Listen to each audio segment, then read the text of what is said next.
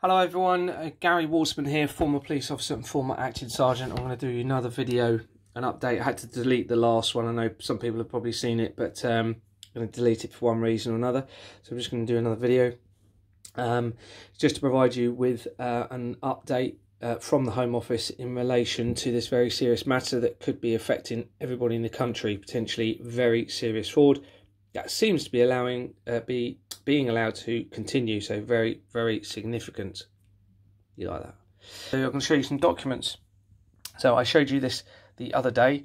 This is the same letter from the Home Office, Right Honourable Tom Tudgenhat. Okay, I only got it on the 26th of September, but apparently it was dated 30th of June. Make of that what you will. Just under here, this is the bit I'd like to point out to you. Now, anyone that reading this, or certainly me reading this, it seems to suggest that whilst there is an ongoing matter or ongoing investigation or process, just criminal justice process taking place, the government cannot intervene. I can understand that potentially. So I'm just going to read to you what that says. I would like to clarify that the Home Office is unable to intervene in operational matters, specific case or allegations. This includes when a crime is being investigated or the criminal justice process is taking place. The reason for this is to maintain the independence of the organisations involved, such as the police and the courts. Now, it's important. I've shown another video that shows the email from Dorset Police, people within Dorset Police, saying that the investigation has been filed as no further action. So there is no longer an investigation, and therefore no criminal justice process is taking place. Okay, so I read this, and this to me suggests, well, if there isn't something happening, then surely the government can intervene. Okay, we'll come to that in a minute. So please remember that. That is how I read that. The government should and can intervene when there are not ongoing investigations. Now just go to the next email. Sorry about the shaky hands. Okay, so this is an email that I sent as a result of that letter. Okay, so I received that letter on the 26th, and this was sent the day afterwards, and this is expressing my concerns about that letter to Tobias Elwood, who is the Bournemouth East Member of Parliament, I believe, for Bournemouth and Dorset, where this stems. The Right Honourable Chris Phillips, who is the Police and Crime MP, as far as I'm aware. Okay, and I've also put it to Tom Tudgenhat himself, who sent that letter. Okay, and I put the case file reference number.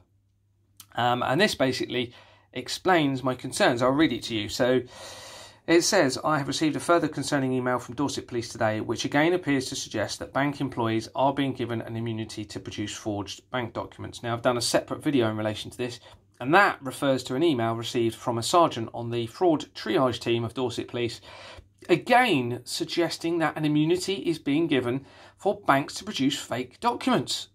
Okay, and that's very serious.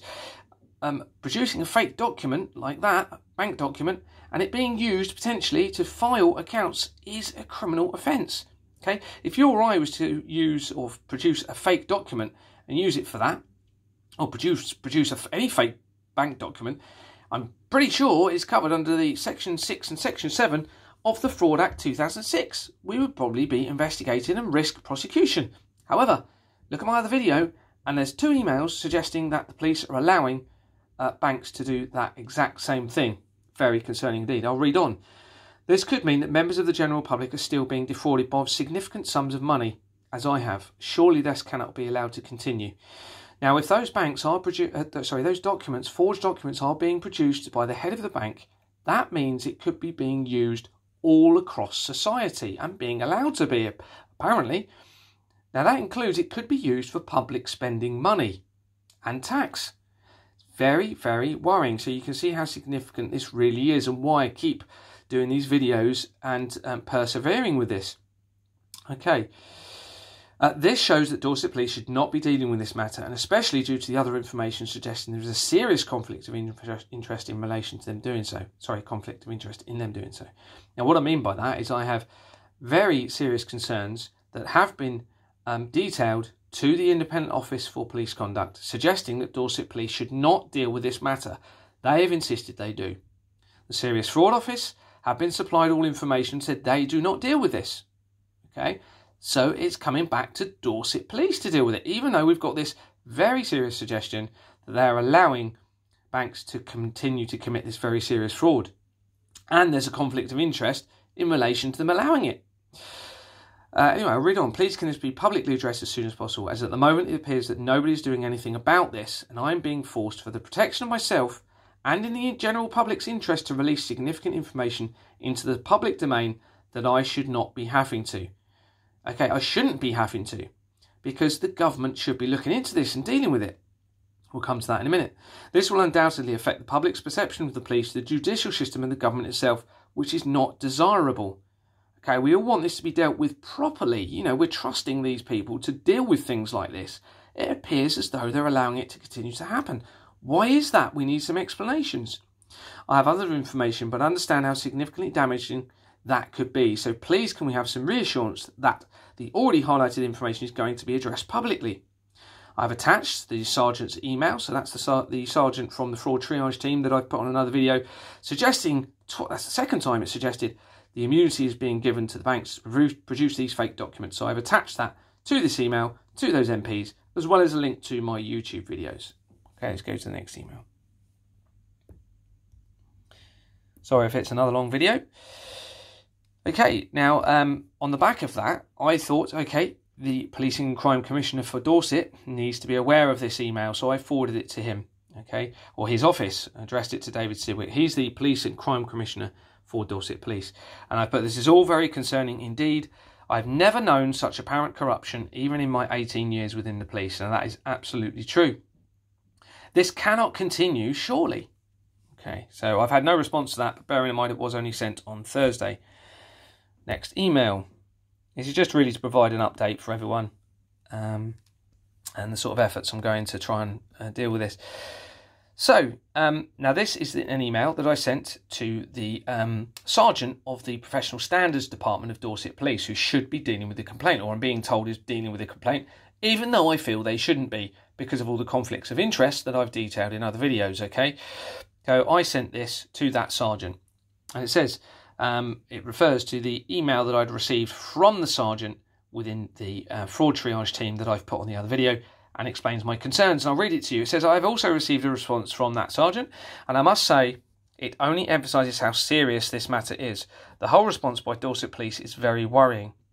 I am being forced into a position to release very significant and damaging information to the public to try and protect myself and with the financial interests of the general public at heart.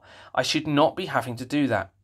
I have justified and valid concerns that the public are being defrauded on a vast scale, as never identified and documented before, and it cannot continue. The only right thing to do, now this is in my opinion of course, the only right thing to do is investigate the fraud that I have reported thoroughly, including taking an evidential statement from Lloyds Bank, which will confirm, I'm pretty sure they will confirm, and we've all seen hopefully if you've seen my other video, it details why those documents very clearly appear to be forged, okay? Which will confirm that the bank documents are forged. It is the only right thing to do when so much is at stake for so many people. They need to have trust and faith in those that are supposed to be watching over them, i.e. the police and the government, and Serious Fraud Office and the Independent Office for Police Conduct, etc., etc., all these organisations. We should have trust and faith in them. I still have faith that the authorities and the government will do the right thing. Okay, I've had no response from that, obviously, but it was sent very recently on Thursday. Sorry about the shaky hands. Let's go to the next one. Not many left. Okay, so now, bearing in mind, I received that letter from the Home Office, the first one, which we looked at the beginning of this video, and then I sent an email expressing my concerns that they need to address this publicly for all of the reasons that I've explained. Okay, it's a very serious matter. Could be, and it's appearing to be, as time goes, very, very serious. This is the response I had. So this is just the email showing the response, and it's from Stephen Gearing, okay, who is part of the Home Office, and you can see the email address, okay, and it's to me, and that was sent on the 29th. And attached to this email was the following letter.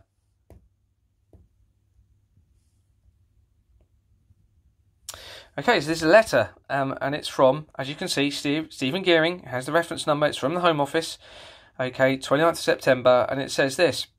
It said, thank you for your email for the 25th of September to the Minister of State and Crime, Policing and Fire about your concerns regarding fraud. The email has been passed to the Home Office's Direct Communications Unit for a reply. Our Fraud Police Unit responded to you on the 9th of August, so the letter, Fraud Policy Unit responded to you on the 9th of August regarding this issue. That's the letter I previously said, and that just detailed, hopefully if you look at my other video, it's from Tom Tudgenhat, and it details things that I should do if I'm concerned of fraud. And in that video, I've explained and showed reference numbers proving I've done absolutely everything and more that they have suggested. Okay, so we're now in a position where something else needs to be done. Okay, because it's very, very significant. Okay, it says, our Fraud Policy Unit responded to you. Okay, I regret that we have nothing further to add to this reply. Okay, so who's going to be dealing with this then? At the moment, it's sat with Dorset Police, where there's a serious conflict of interest in them dealing with it. The Independent Office for Police Conduct are saying they won't deal, and Dorset Police must. The Serious Fraud Office are saying they won't deal. It's only with people who appear to be involved. Why aren't the government intervening? Okay, it goes on, it says, as we have stated, tackling fraud is a priority for the Home Office. It's a priority. Okay, if it's a priority, get a statement from the bank proving or disproving that those documents are fake. Why isn't someone doing that? I'll read on. However, the police are operationally independent of government, and neither ministers or officials can intervene in individual cases, investigations or complaints. So who does intervene? If you do have a police force involved, who intervenes? Because it's looking like it's being allowed to continue. Why? It does not make sense. This is so very serious. It's so very serious. And the government are really refusing to do anything from the looks of it. And to me, that denies all culpability and responsibility and passes it back to Dorset Police, who appear to be involved. Unbelievable. This requires some explanations, my goodness. I think that's the last, let me just have a quick check. Yeah, that's the last document. Hopefully that all makes sense. It's just really an update for you to show that everyone appears to be allowing this to continue. It's very worrying indeed.